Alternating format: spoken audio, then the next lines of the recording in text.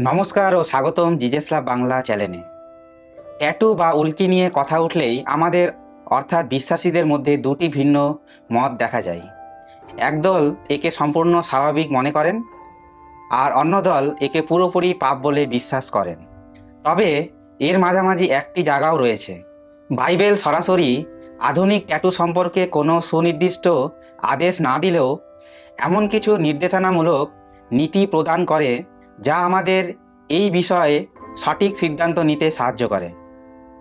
আমরা আপনাদের ওপর কোনো মতামত চাপিয়ে দেব না, বরং 7টি সহজ নীতির মাধ্যমে বিষয়টি আপনাদের সামনে তুলে ধরব, যাতে আপনারা নিজেরাই ভেবে একটি সঠিক সিদ্ধান্তে আসতে পারেন। আসুন দেখে নেই। 1 নাম্বার, পৌত্তলিকতা বা মূর্তি পূজার সাথে সম্পর্ক এড়িয়ে চলুন। লেবীয় পুস্তক তার 19 অধ্যায় 28 পদে শরীর কাটার বা উল্কি আঁকার বিরুদ্ধে বলা হয়েছে, কিন্তু আপনাদের এর পেছনের প্রেক্ষাপটটা বুঝতে হবে। প্রাচীনকালে কানানীয় বা মিশরীয়রা তাদের মিথ্যা দেবতার প্রতি ভক্তি দেখাতে এবং মৃতদের জন্য শোক পালনের অংশ হিসাবে ট্যাটু করত।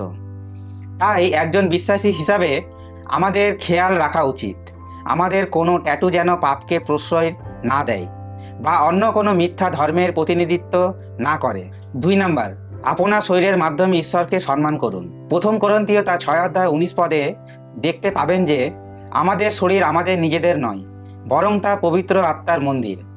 এখন আপনি যদি এমন কোনো ট্যাটু করেন যা আপনার বিশ্বাসকে তুলে ধরে বা ঈশ্বরকে সম্মান জানায়, তবে সেটি কিন্তু অন্যদের কাছে সুসমাচার প্রচারের একটা দারুণ মাধ্যম হয়ে উঠতে পারে।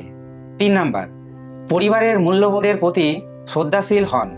ইফিসীয় তার 6 অধ্যায় 1 থেকে 3 পদে পিতা মাতাকে সম্মান করার কথা বলা হয়েছে।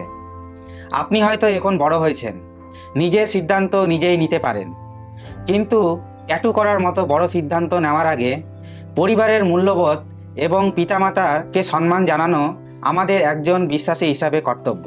4 নাম্বার, আপনার চারপাশের মানুষ ও মণ্ডলীর কথা মাথায় রাখুন।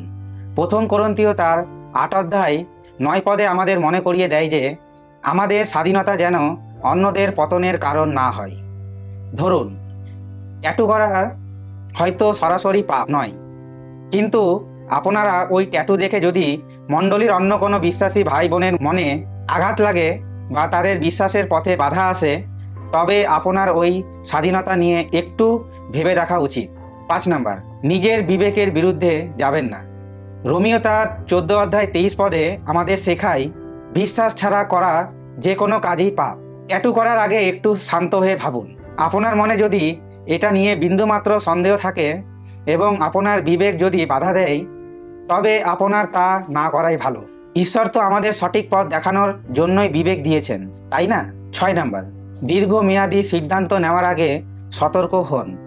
লুক তার 14 অধ্যায় 28 পদে বলে, প্রভু যীশু যে কোনো বড় কাজ শুরু করার আগে তার পরিণতি হিসেব করার কথা বলেছেন। ট্যাটু তো আর একদিনের ব্যাপার নয়, এটা সারা জীবন থেকে যায়। তাই ভেবে দেখুন, ভবিষ্যতে আপনার ক্যারিয়ার, সম্পর্ক বা ঈশ্বরের পরিচর্যায় এটি কোনো বাধা সৃষ্টি করবে কিনা। 7 নাম্বার, মনে রাখবেন ঈশ্বর আমাদের অন্তর দেখেন। সবশেষে 1 স্যামুয়েল তার 16 অধ্যায় 7 পদটি মনে রাখবেন, মানুষ বাহ্যিক রূপ দেখে, কিন্তু ঈশ্বর আমাদের অন্তর দেখেন। আপনার শরীরে ট্যাটু আছে কি নেই তার ওপর আপনার ঈশ্বরের সাথে সম্পর্ক নির্ভর করে না। ঈশ্বর দেখেন আপনার অন্তর কতটা পবিত্র এবং আপনি তার প্রতি কতটা বাধ্য। বন্ধুরা, ট্যাটু নিয়ে বিশ্বাসীদের মধ্যে মতভেদ থাকতেই পারে, কিন্তু আপনি ট্যাটু করার পক্ষে থাকুন বা বিপক্ষে, আমাদের সবার মূল লক্ষ্য হওয়া উচিত নিজেদের মধ্যে একতা আর ভালোবাসা বজায় রাখা। আপনার শরীরে ট্যাটু থাকুক বা আপনি ভবিষ্যতে তা করার কথা ভাবছেন, সর্বদা মনে রাখবেন যিশু আপনাদের খুব ভালোবাসেন। আজকের মতো এখানেই শেষ করছি। ভিডিওটি ভালো লাগলে আমাদের সাথে থাকবেন। জিজেস লাভ বাংলার পক্ষ থেকে আপনাদের সবাইকে ধন্যবাদ। ঈশ্বর আপনাদের আশীর্বাদ করুন। আমেন।